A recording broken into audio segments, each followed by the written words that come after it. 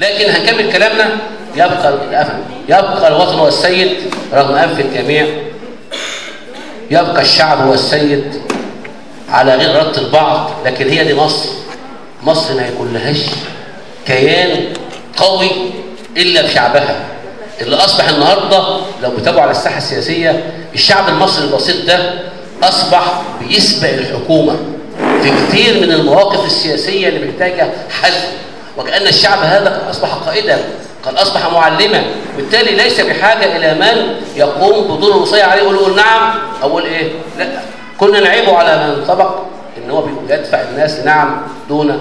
إحنا بنأكد على كل منا أن يقرأ مواد الدستور قراءة كاملة، فإذا ما تيقن لأن الدستور ده يرقى إلى مستوى طموحاته يقولوا نعم، لإيه لا يرقى إلى مستوى طموحاته يقولوا لا. وفي الحالتين ما يهمنا في هذا المقام هو المشاركة الإيجابية، إن الناس تتوجه إلى صناديق الاستفتاء في اليومين الخالدين دول أيا كانت نتيجة مين؟ الاستفتاء. ما يعنيه المقام الأول هو أن تظهر مصر أمام العالم بشعبها الحريص على أن هو ينتزع حق، سواء كان بنعم أو كان بإله، سواء كان بلا أو كان بإيه؟ بنعم. ده عهدنا مع الناس في مصر الديمقراطية. وحاجة هنوصل في النهاية إحنا كمجتمع يقدر يقرر مصيره إزاي بدون ما حد إيه؟ يوجهه بصورة أو بإيه؟ أو بأخرى. غير أننا مؤمنين جدا جدا بأن المرحلة دي يا جماعة زي ما قلت في بداية كلامي مرحلة خطيرة جدا. مش عايزين نبقى زي دعاة الاستقرار ويقولوا نعم دايما على طريق الاستقرار، ولا عايزين زي النوع اللي دايما يحاول يهد تحت شعار لا على طول الخط. احنا عايزين نكون شعب يعرف.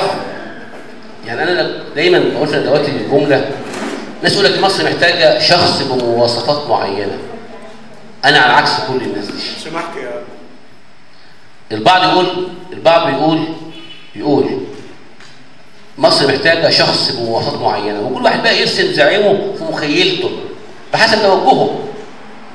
الا ان مصر مش محتاجه ده.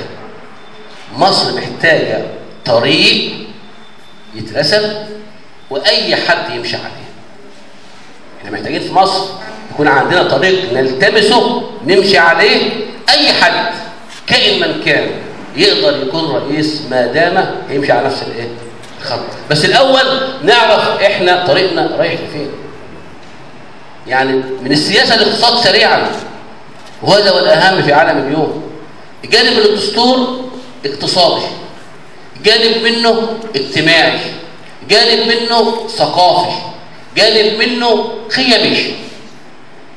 وهنا المشرع الدستوري اللي كتب الدستور ده اكيد استفاد من اخطاء مشرعي الدستور 2012، واكيد اللي جاي بعد كده في حال انتهاء اعداد الدستور او اجراء تعديل عليه هيحطوا دستور افضل من دستور 2000 وكام؟ 14. والا بقى احنا بقى هنقرر اخطاء مين؟ الماضي. فالنهارده السياسي المحنك هو الذي يستفيد من اخطاء الاخرين فلا يكررها. وده في النهايه يصب في مصلحه مين؟ مصر بالمقام الايه؟ الاول. في نقط في الدستور بتفك الغام، ونقط مستقبليه. يعني انا يعني الكلام حتى لما بنتكلم عنه قبل اللقاء في حاجات هو بيطرحها عليا انا هعتبرها دي اسئله. يعني فيما يتعلق مساله الهويه الاسلاميه، وانا بين الحضور منقبات اخت منقبه وبنت منقبه. ماشي؟ في هذا المجال فيما يتعلق بالهويه الاسلاميه، مين فينا كان محتاج النص على الماده الثانيه في الدستور؟ مين فينا كان محتاج يتقال الاسلام دين الدوله، وان اللغه العربيه لغتها الرسميه، وان مبادئ الشريعه الاسلاميه المصدر الرئيسي للتشريع؟ هذا الكلام لا يحتاج نص دستوري. هذا الكلام سر مكنون داخل نفس كل انسان ايه؟ مسلم. مش محتاج نص الدستور. لكن كتابتها في الدستور بتنهي جدل. الهويه الاسلاميه نص عليها في لباقه الدستور وفي مقدمته. نحن نكتب دستورا يحافظ على الهويه الاسلاميه في الديباجه، والديباجه لها نفس الزام الوثيقه، والهويه الاسلاميه موجوده في الماده الايه؟ الثانيه. فالهويه الاسلاميه امر لم يكن يحتاج الى مثل هذا الجدل.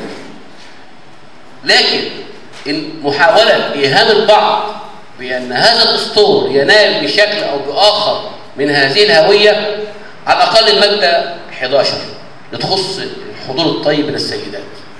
المادة 11 اللي بتتكلم عن المساواة بين المرأة والرجل. جاء نص المادة 11 على النحو التالي: تكفل الدولة المساواة بين المرأة والرجل في الحقوق المدنية والسياسية والاقتصادية والاجتماعية إلى آخره، على النحو المبين في الدستور. فكرة المساواة بين المرأة والرجل مش فكرة مستحدثة، ده الدين الإسلامي أقر مبدأ المساواة ده منذ مهد الدعوة الإسلامية، وكفل الإسلام للمرأة ما لم يكفله له أي مجتمع سابق. وبالتالي فكرة المساواة دي قيمة من قيم الديمقراطية، لكن إشاعة الأكاذيب حول أن المساواة هنا يا جماعة هتمتد إلى مساواة المرأة بالرجل في قواعد مين؟ الميراث. الرد العملي، ما رد العمل على الكلام ده ان احنا عندنا ماده بتقول وان مبادئ الشريعه الاسلاميه، هذه الماده على فكره موجوده من 71، مش وليده النهارده، موجوده في 71، بس كان اسمها مصدر رئيسي. في تعديلات مايو 80 بقى اسمها المصدر الرئيسي. كما تعلمون حينما اقول في دستور ان مبادئ الشريعه الاسلاميه هي المصدر الرئيسي للتشريع، فنعلم ان احكام التشريع الاسلامي هي التي تنظم احكام الخطبه والزواج والطلاق في المجتمع مين؟ المسلم. فبالتالي مفيش هنا مجال للمزايدات. حتى قواعد الميراث بالنسبه للزوجه بنص القران في سوره النساء واضحه تماما. من الميراث في حال عدم وجود ابن فرع وارث بتاخد ايه؟ الربع. في وجود فرع وارث بتاخد الايه؟ الثمن. الكلام ده من ثوابت التشريع الاسلامي، لكن في مزايده بنقول ده عشان نوضح للناس، مش هنقولوا نعم الدستور، بنقول ان هنا الخطا انك تدعي خطا وزورا على ماده كذا. كم حلمت المراه بان تحظى بالمساواه بين الرجل والرجل في سن المواطن؟ كتير جدا. لكن لما المشرع يقول في الحقوق المدنيه اللي هي الغير سياسيه والسياسيه والاقتصاديه والاجتماعيه، ده شيء بيضمن في المجتمع السلام الاجتماعي لحد بعيد جدا. ده امر.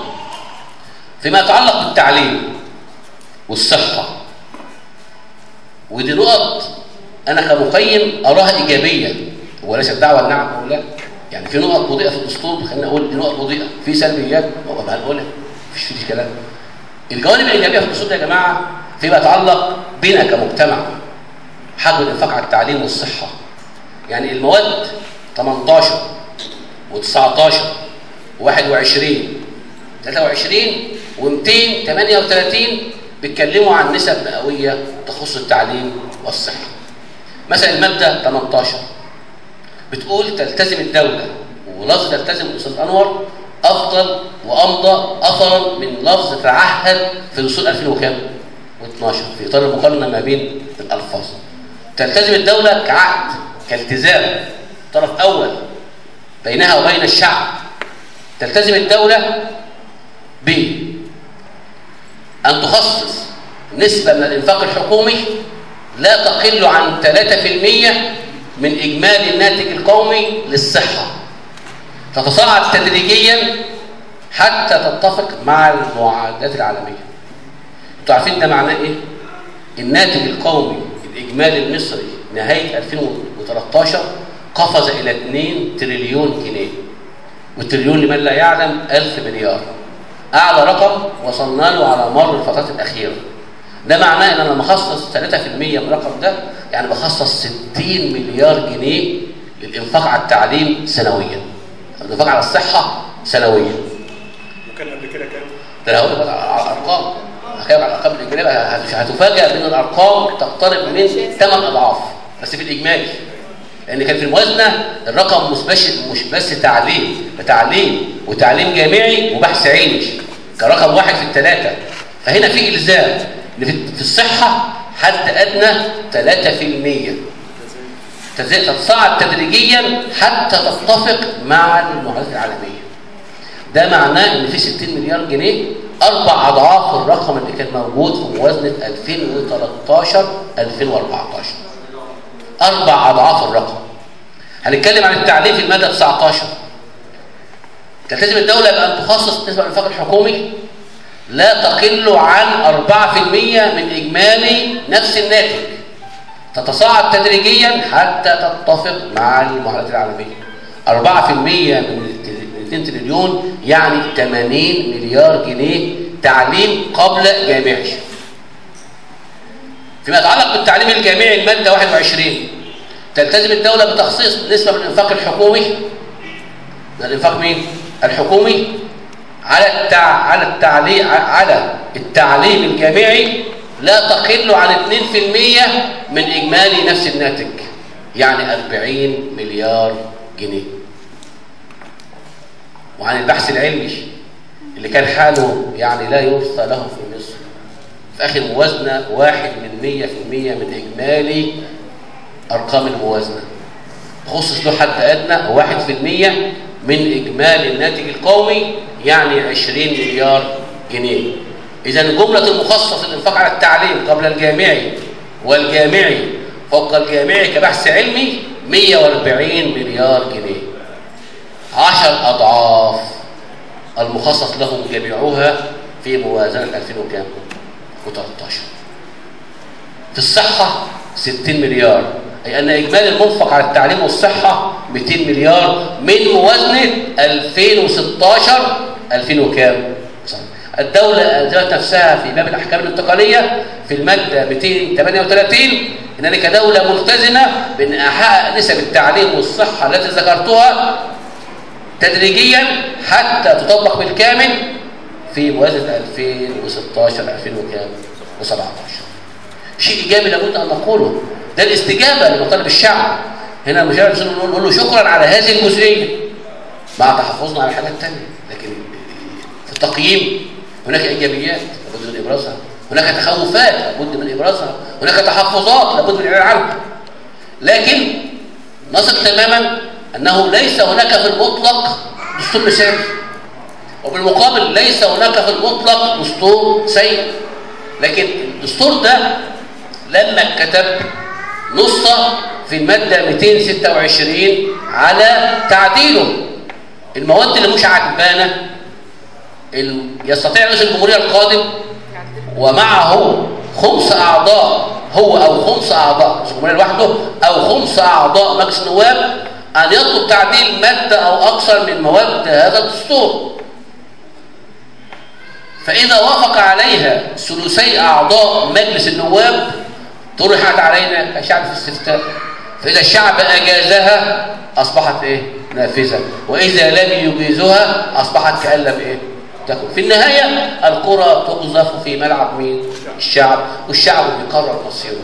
اللي بيحط الجول في الآخر هو الشعب. فبالتالي لا ننكر أن هناك مواد خلافية في هذا الدستور.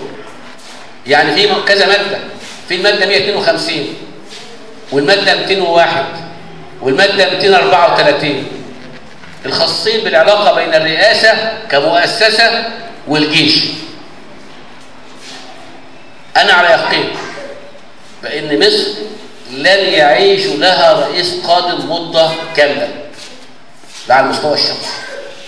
لن يعيش لمصر رئيس قادم مدة كاملة 4 سنوات إلا إذا كان عادلا وطنيا يستشعر المسؤولية تجاه الوطن المصري وتجاه الشعب المصري. وقتها سيحظى بثقة الشعب حينما يعيد انتخاب نفسه، حينما يحتكم الشعب في سحب الثقة إيه؟ منه.